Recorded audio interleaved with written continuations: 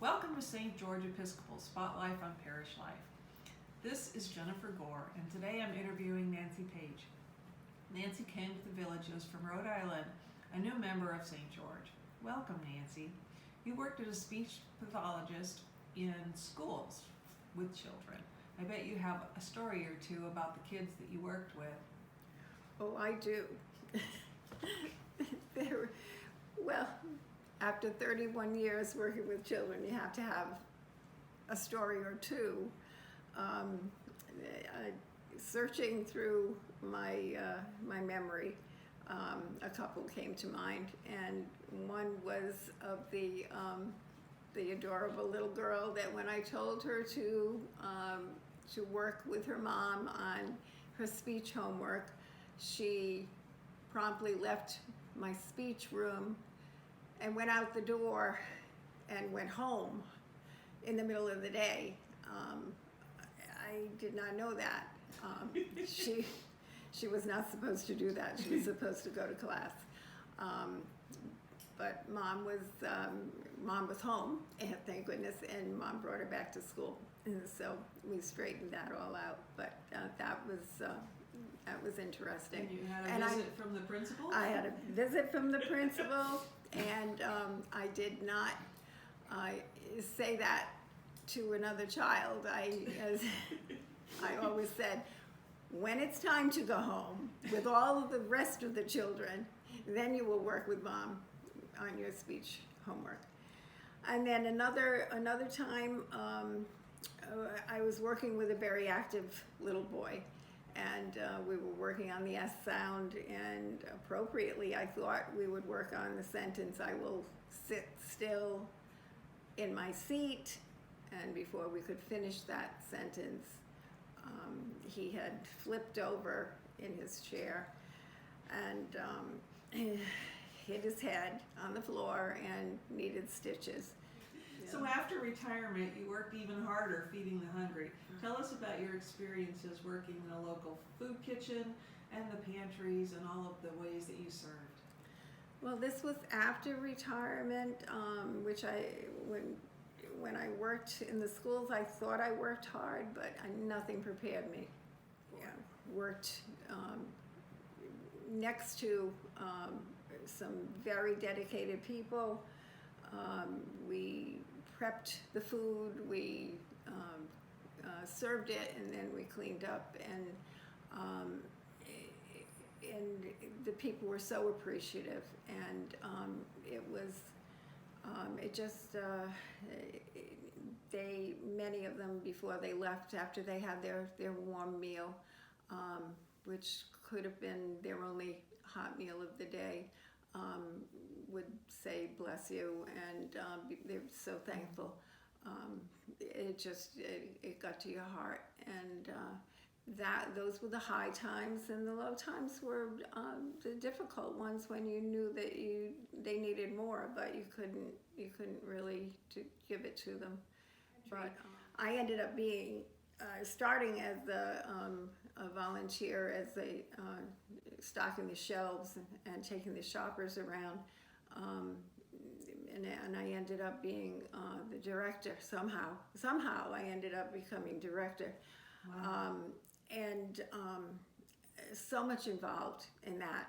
The relationship we had with the food bank, the Rhode Island Community Food Bank, was so involved in what they required, all of the licenses that we needed to have. And I personally had to have a food business license and food serving license, and it was very intense and worthwhile. Like I said, I wouldn't change any of it, but it took so much time, and I was there a lot. Need more volunteers. And more volunteers, definitely. We were always looking for volunteers. And trying to manage volunteers, that was another thing I was not prepared for. Oh, a little different than in the workplace, huh? Absolutely, Yeah. Absolutely, yes. But they were wonderful. They did their best. Oh. So Sounds like you had some heartwarming moments. I did. Yeah. Once again, highs and lows, and it's just something I would not give up, those experiences at all. Sometimes I'd come home and I'd be close to tears, and other times I'd be just like so jubilant, but that's the way it is. But that's the way it is when you're passionate about your work. Yeah. So you're new to the villages, at least the last couple years. Yes. And new to St. George. Yes. And yes. So what catches your interest with St. George? Oh, the people. I don't even have to think about that. The people are tremendous here. Our first Sunday was Reverend Beth Hall's ordination. My husband will never let me forget that I chose that Sunday to try out St. George's. Not a typical service, was it? No, it wasn't. We ended up watching the ordination in the Parish Hall on the big screen, and it was wonderful in spite of all of the people and the pomp and circumstance and everything. We did not feel like we were outsiders.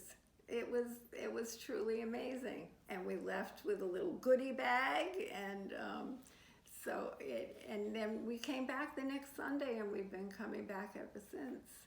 So the people have been just amazing, and I think a lot that has to do with it is everybody has name tags. When we first started coming, we would see people with name tags, but we thought they were vestry or very important people, which they are, but everybody has them, and that's the wonderful thing, and everybody calls you by your name, and I just think that makes you feel so good. So we're having our first hint of fall, cool weather this morning. Yes. And as we're sort of slowly moving into the holiday season, I believe you have a story that is relevant to Thanksgiving. Yes, it's my famous turkey story, and I don't think it's gone worldwide, but I think it's going countrywide. And what do you mean by that? Well, it was picked up by multitudes of newspapers all over the country. But anyway, it all started on one of those long days that I was spending at the food pantry, and I was there until I was there in the morning, and I was there till like 4:30.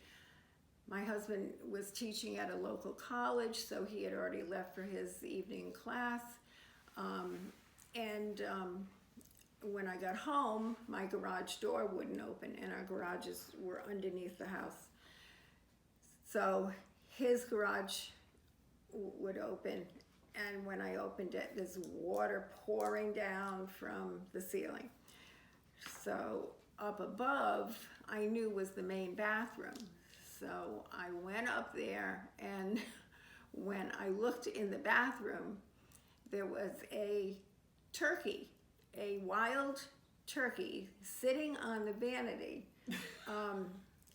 just sitting there, but obviously had been there long enough to trash the bathroom. I mean, there were feathers stuck to the ceiling on the shower curtain. It was a disaster. There was bird poop everywhere. Stayed in the bathroom, and he had was so agitated, but he had turned on the faucet, the hot water faucet in the sink, and because of the bird poop and the feathers, he had stopped up the sink, and so the water that I saw downstairs in the basement was the water overflowing from the sink and going downstairs. So Okay, so my first thought was to reach in and close the door. I mean, it hadn't been closed all day, but that's to contain the bird. So then I thought, okay, what do I do? So I called 911 and I said, because to answer her question, what is your emergency? I said, I have a turkey in my bathroom and I wanted to say it is not my husband, but I wanted her to take me seriously.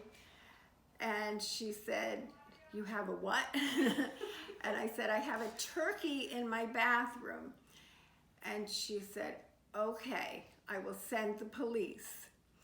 So the police came and they called the fire department. So I had the police, I had police cars, I had fire trucks.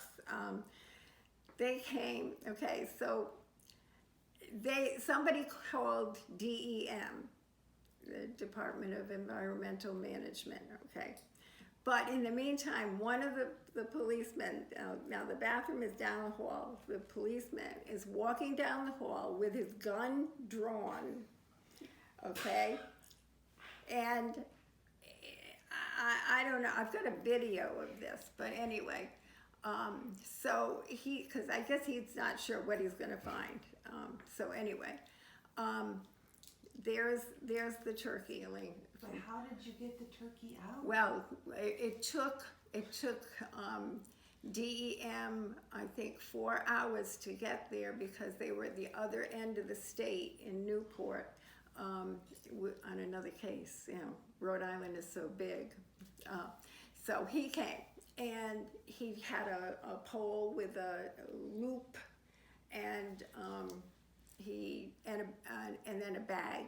So he put the loop over the turkey and the bag over its head and dragged it out and let it go in the front yard. Famous. And that's my turkey story. Oh, that is hilarious.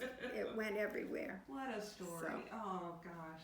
So. Well, thank you, Nancy, for letting us get to know you a little bit better. And thank you, audience, for watching St. George's Spotlight on Parish Life.